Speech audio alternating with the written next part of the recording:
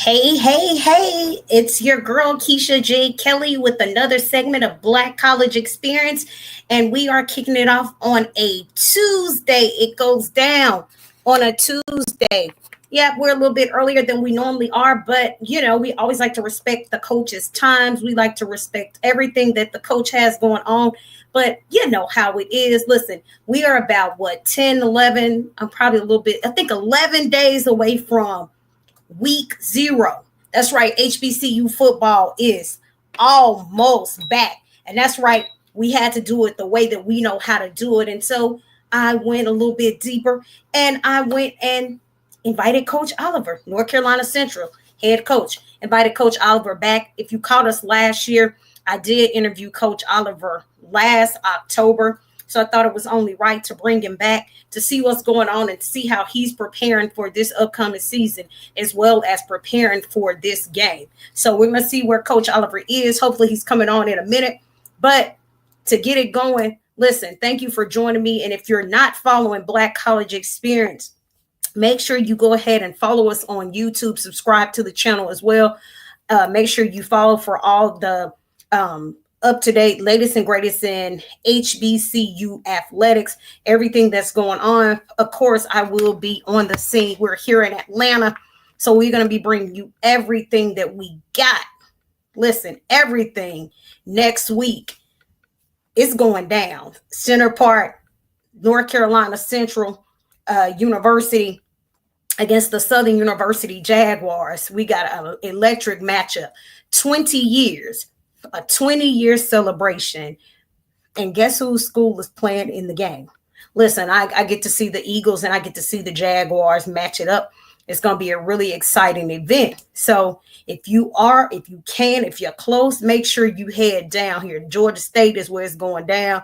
It's going to be a great time. We get the football teams, we get the band, we get the cheerleaders, we get the dancers, we get the most important thing, we get the fans, we get everybody down, and everybody's going to be rooting on, cheering on their team, waiting for those teams to come in. So we're super excited.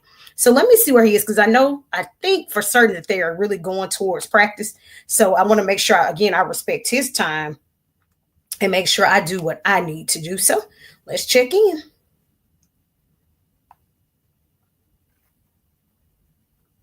Let's see.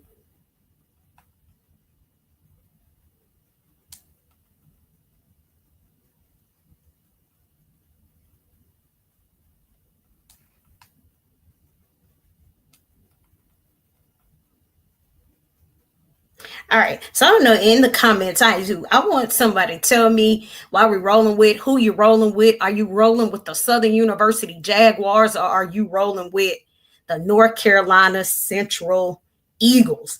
Well, looks like, as I was typing, looked like Coach must felt it. He must felt the question coming, because there he is getting relaxed in his chair.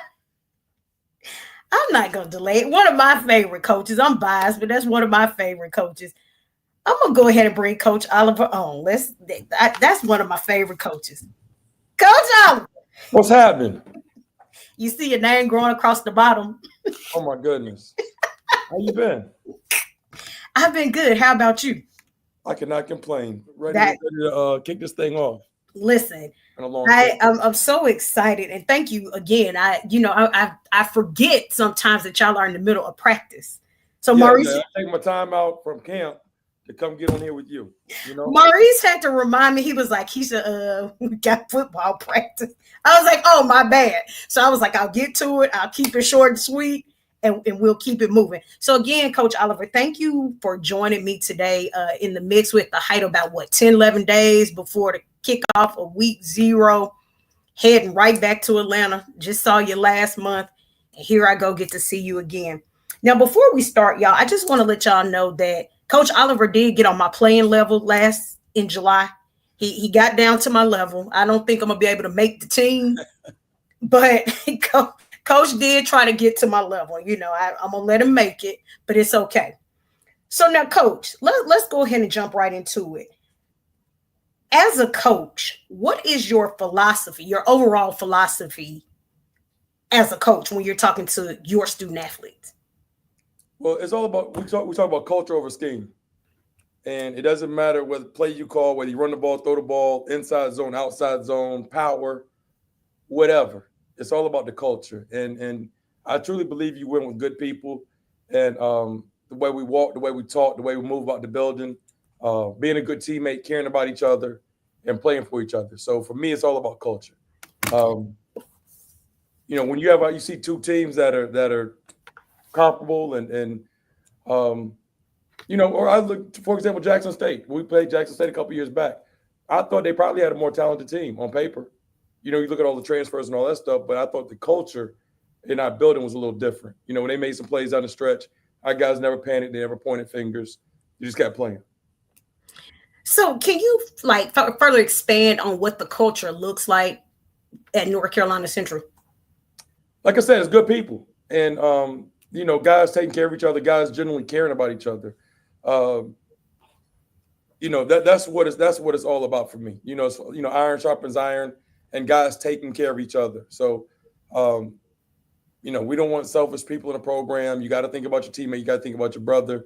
Guys at the same position. Quarterback room. Only one of them's going to start. Those guys help each other. As far as studying and game. When game planning, looking at other teams and things of that nature. So it's really about being a good person, and a good teammate.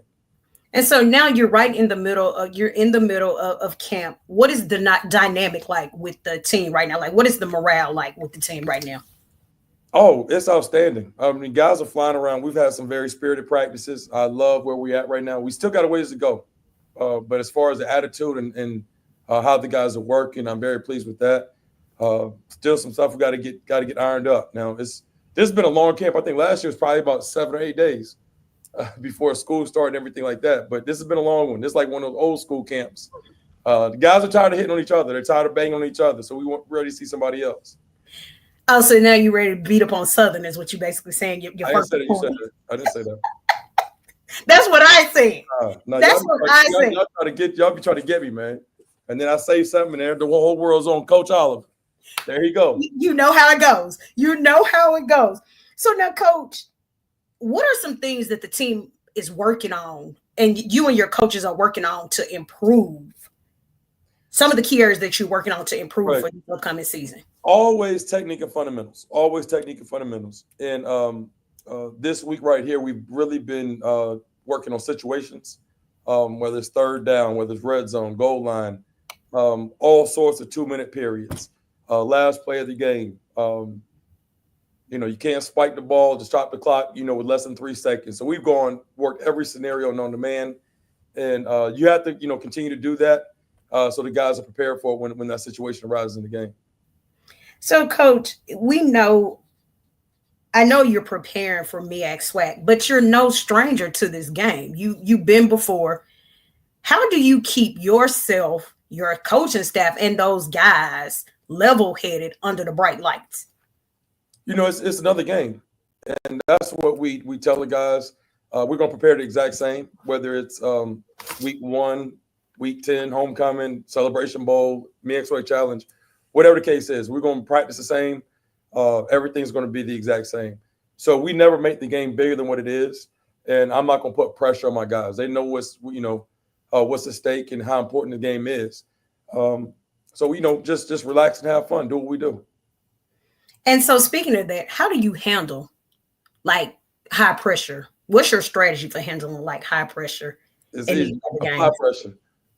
We apply pressure. But I mean, it's I think honestly, the only time you feel pressure is when you're not prepared.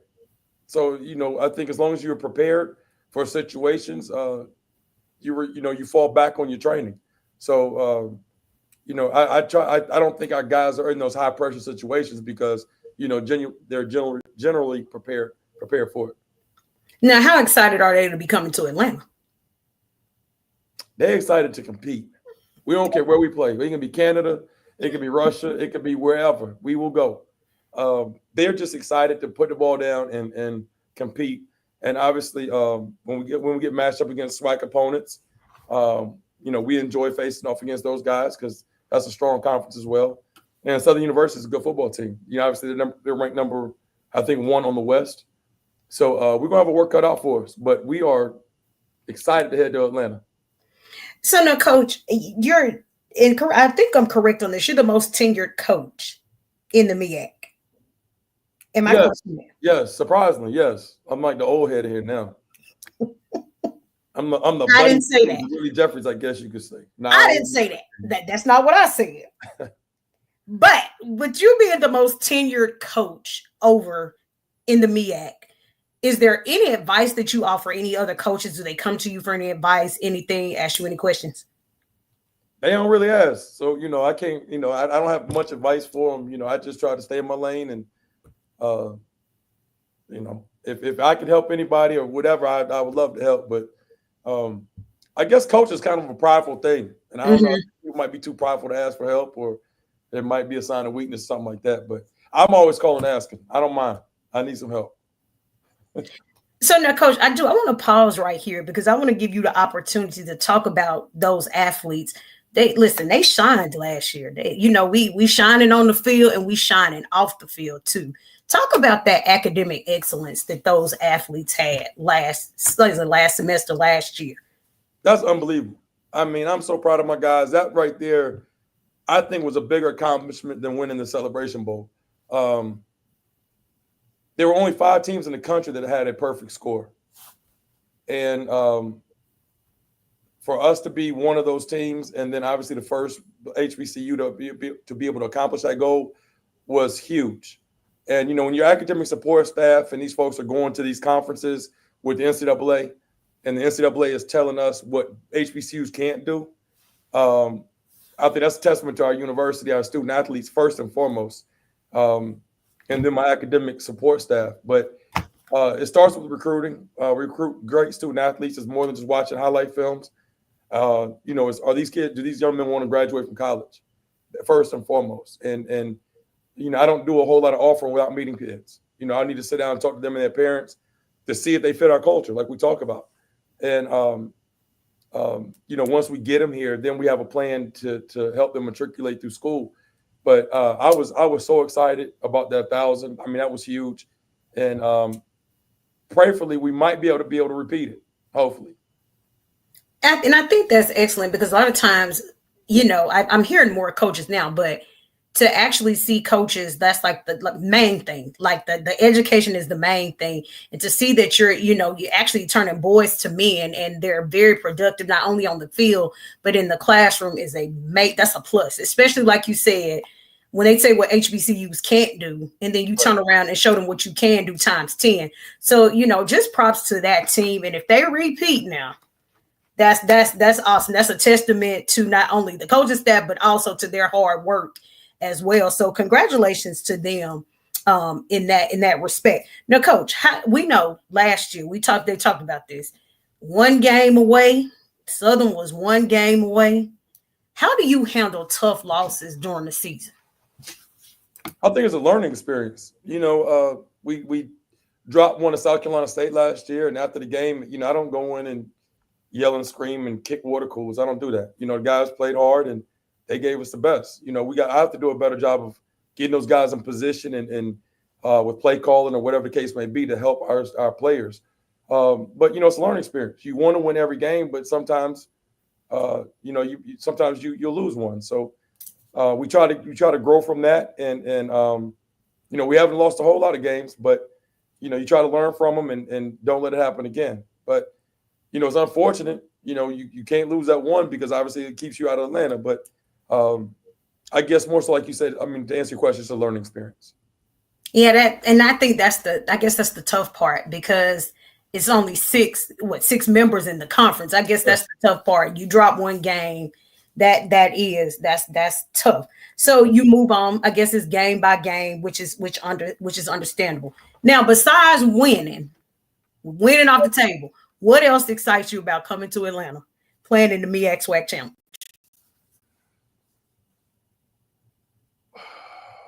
I'm gonna be too busy to go to Papa Do's, so it's gonna be a tight schedule. Yeah, I don't do anything. I just chill out in the room in a hotel and watch a little TV. That's about it. I don't do much in Atlanta. Too much traffic. Way too much traffic in Atlanta for me. It drives me crazy. So I'll be laying low. So do they have like the community service and everything set up for the guys? We do have a financial literacy event that we have to attend, and Okay. we don't have any community service projects. I don't think because the schedule's so tight with walkthroughs and media and stuff that things of that nature. Oh, okay. So now let's talk about the fan base. How is the fan base? I know the fan base is excited. What is the fan base saying about coming to Atlanta? Oh, they ready. They ready to roll. They go. We have a huge alumni chapter down there, and I went down there to speak to them after we were down there for the press conference. So they're locked in, and the folks from up here in the Carolinas are excited, and we got to show up deep because I know Southern. Those Jags are gonna try to pack the stadium. I know them RVs coming, so I spent a little bit of time down there in the bluff, so I know how they get down. But our folks are excited. We ready to roll. Ironically enough, we had it was HBCU college fair on Saturday, and it was North Carolina Central was sitting to the left, and it was an open table to the right, and I sat right next to them. I said, "Hey, we family until the game comes. We family until the game comes." What you mean we family until the game comes? Because I was like, we sitting there talking, but when the game come now, it's all silence. It's all silence. Yeah, we all silent. We all silent in the press box. Yeah, it's silence in the press box. And then after that, we can reconvene. We reconvene. It's silent in the press box. Very. I know you got the Eagles, all right. Excuse me. You said what? I said I know you got the Eagles in this one, right? I didn't say that. I didn't even pick an opponent. See, you said pick an opponent. I think it's going to be an interesting matchup. I think Coach Oliver, I think it's going to come down. I think it's going to come down to, I can't even say the last play. I can't even say the last play, but you said something very important when you talked about, excuse me, you talked about some things that y'all have been working on in every possible scenario. And I think it's going to come down. So when you put that, I think that's a perfect practice, the things that y'all are working on. But I didn't say I had Southern. I didn't say I had North Carolina Central. I'm going to just keep it neutral, Coach. I'm not going to say a word. If I didn't know you were rocking with us, I wouldn't have taken this interview. I thought you were with the Eagles, but that's all right. I'll remember that next time. Y'all see how the bad does. Y'all see how the coach do it. Y'all see how bad it is. So now, Coach, how do you build upon last season? Because you had a great season last season. How do you build? We had a solid year. We had a solid year. We ain't won great. We ain't win the championship. So I don't know about all that. So then, how do you build upon that from last season? Well, I think obviously we look at where we need to improve. We look at the games that we fell short in and what happened, and then we kind of had to tighten that up a little bit. And then also, looking at the big picture, like the last 2 years, we lost one late down the stretch, and trying to, as a staff, trying to figure out, where we went wrong and what we have to do to,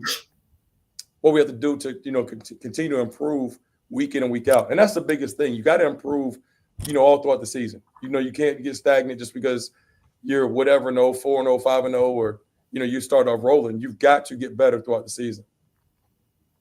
Now, Coach, I don't know, you may not have a chance to look at it, but I did have a chance. The Black College Football Hall of Fame did put out the watch list. You had 3 players on that list. And I don't know if you had a chance to look at it, but I had a chance to look at it. I missed it. So it's Luke Bracey, Walter Harris, and is that Trayvon Humphrey? They missed one. Those, you said they missed one? Yep.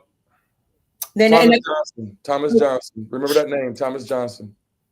Well, Coach, you must know what I was going to ask you next, because I was going to ask you to speak about these 3 students, and then somewhere in I was going to ask you to say something about another athlete. But can you speak to the testament of those 4 athletes, including the young man you just named? Yes, Luke Bracey, tight end out of South Carolina, unbelievable person. Probably about 6'4", 250. Good hands, very physical tight end. Coach Leone, my offensive coordinator, loves to use tight ends in his offense. So Luke Bracey has been phenomenal for us since he stepped foot on campus. Walker Harris, my guy, the quarterback. He's, his story was he sat behind Pee Wee and he knew he wasn't going to start over Pee Wee, but he learned behind Pee Wee and developed and worked on his game and was just patient. Whereas, a lot of guys would have transferred out and, would not have been able to been patient and waited their opportunity. But we're expecting big things. Walker's improved tremendously over the years. And then the last one was who? Trey Humphrey? Yes. Another one, offensive lineman from Greensboro, North Carolina. Another guy that people invest on my players, man. So a lot of Division I schools were in his ear trying to get him to transfer this offseason, and we're offering quite a bit of money. He stayed with us, stayed locked in with us and committed to the program. So it's really good to have him back. And but like I said, Thomas Johnson is going to turn Atlanta out on the 23rd, defensive end. Remember that name. That's somebody we should all be watching for is Thomas Johnson. No question. You ain't got to look hard for him. Okay, that's who we're gonna be watching out for. Thomas Johnson. I'm gonna say Coach. Honestly, our defensive line is pretty good. Okay. Our defensive line is pretty good. They're really active, and I talked about my offensive line before. Those guys are returning, and you have to be stout up front. You have to have a good O-line and D-line, I think, to have a chance, and we've been blessed to have that. And we're gonna lean on those guys for throughout the season. Now, how are the coaches feeling? How's your coaching staff feeling this season? A little tired right now. They're a little tired. They've been burning the candle. We've been putting some hours up here. So, but you say how they feeling about the season? Yes. Excited. Everybody's excited. We're ready to go. And you get so tired of, like I said, scripting against the offense and scripting against the defense and all of this stuff. And you do so much in the offseason, so I think we're really prepared going into the season. And I love my staff. We lost some guys this offseason. I lost 4 more coaches, and I think I replaced them with some really good ones. I got an outstanding coaching staff, great people, and these guys. I love coming to work and love being around these guys, and we have a good time. We enjoy working together and being in the building. Now, you said how many days is camp? How many days have y'all? Like 100. That's what it feel like, I guess. I didn't feel like it's been 100. That's what it feel like, I guess. Oh my goodness. I think we're on about practice, I don't know, 14, I believe. You just come in early and leave late. That's what it is. I don't even know what day it is. Now, are y'all on 2 days or y'all still just one time a day? No, we don't practice. Oh, you said come in early, leave late. Okay. Yeah. Okay. The NCCU kind of changed that, so you don't do 2 days anymore. Okay. We usually practice in the mornings. Guys will go eat lunch, come back, have treatment, lift. We'll have meetings, go to dinner, come back tonight, and have some type of player development or some more meetings, watch film, get some stuff cleaned up, have another snack before they go to bed at night, and hurry back in the morning. Take a nap and hurry back. Do it all again the next day. That's it. Whew. Well, Coach, I know you got to get back out there to the team.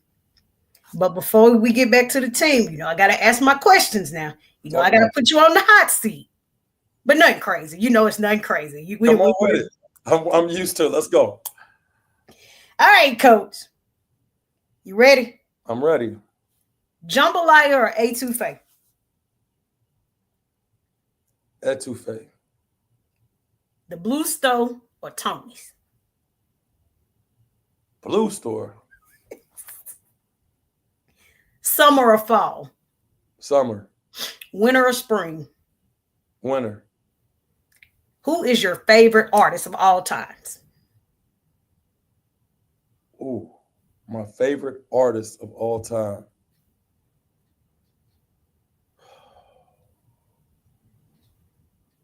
Oh, I'm gonna stay with hip hop. I'm gonna say I'm a Jay-Z fan. Okay. I can see that. Fan. I can see that. But I love Tupac and I'm gonna rock with Jay-Z though. So then what's your game day song? What song do you play on game day? When I Rose. Okay. You know what I'm talking about? The gospel song? Yeah. I think I remember you telling me that before. That's yeah. It. Yeah. When I Rose. Okay. No, do you play that in the locker room with the rest of the? That's the first thing I listen to when I wake up. Gotcha. And then definitely on the bus. on the way there, and I'm gonna bump it one more time before I leave the locker room. Do you sing it on the bus? Now I just kind of nod my head a little bit. Now I be going so hard, people think I'm listening to rap music and everything. Boys like, what you listening to, Cole? Little gospel. They like, what? I'm not gonna ask you to give us a sample. Never mind. Now you gotta talk to my agent about that. That ain't free now. I do the little interviews and all that stuff. You a verse or two. Now you gotta talk to my agent. That's what costs you. What is a phrase that you say you live by, Coach? Hope is not a plan. Only thing I hope for is I hope to hit the lottery. I don't hope that we play well this week. I don't hope that we pass this test. You got to prepare for you got to study and prepare for the test. You got to prepare for the game. So like, I don't hope for anything. But the lottery now, I hope I hit the lottery. What is your most favorite vacation spot? Where have you gone has been your most favorite place that you visited? Yeah, man. I was like, I think I remember you saying Jamaica. I remember you saying Jamaica. The grill in Ochi. Yeah, man.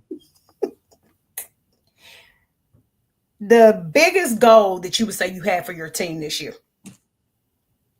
The biggest goal I have for my team this year?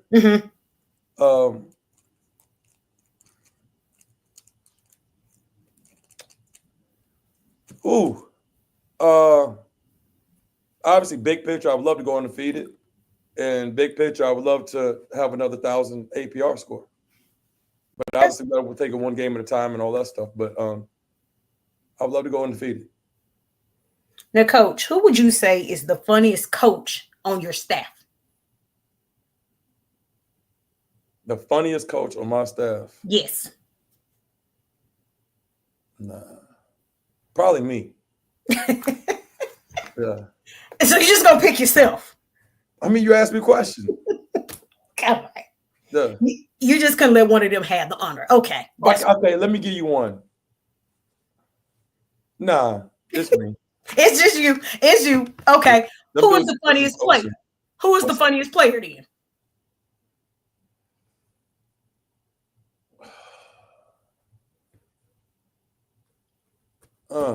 That can't be you. Nah. The funniest player might be Christian Mosley, running back, number 1. I'm going to look out for Christian then to see how funny he might actually be. Final question. Yep. What would you say is the best HBCU in the world? Excuse me? Yep. Without a doubt. North Carolina Central University. Why did you look over to your left or right? I was trying to figure out where that question come from. Like, I asked you that last time. You didn't understand? I answered the question last time. So why you asking me again? Because it's you. Because I want to ask you the same question. Central. I went to North Carolina Central University, and they developed me and gave me an opportunity to come back home and lead this program. You know what I'm saying? Y'all see how Coach is. But Coach, I truly, I truly appreciate you for joining me for this interview. I appreciate you for stopping what you did out there at the camp, beating up on each other. I appreciate you for taking a brief moment to take away from the beating. But now you got to go back out there and take the beating some more. But so we're ready though. We're excited. I'm looking forward to being down in Atlanta and coming to your area. I'm excited for you guys to come. I always say Coach Oliver doesn't say much, but when he speaks, everybody stops and listens. I think that's the truest statement I could ever say about you. Yeah, I know your team don't do a lot of trash talk. They never have. They never do any of that on social media. I've never saw their team trash talk. We ain't got time for that. For what? They're always focused. Let our work speak for itself, right? Yep. And that's a true statement. That's a true statement, being serious. The work speaks for itself. It's never trash talking. They're always level. They're always focused. So when I see the end result, I'm never surprised because they're always focused. But Coach, I'm going to let you run on back out there in the sunshine. Hopefully it's sunshine out there. I'm gonna let you run on back out there, and I appreciate you for joining me today. I'm gonna see you here in Atlanta next week. Yep. Safe travels to you, your team, your coaching staff. Safe travels to all of y'all. And now, when I start listening to it this morning when I rose, I'm gonna think about your coach that you listen. That's what you're listening to. No doubt, right? Be safe, Coach. I'll talk to you next week. I enjoyed it. Thank you so much. Thank you. Bye-bye.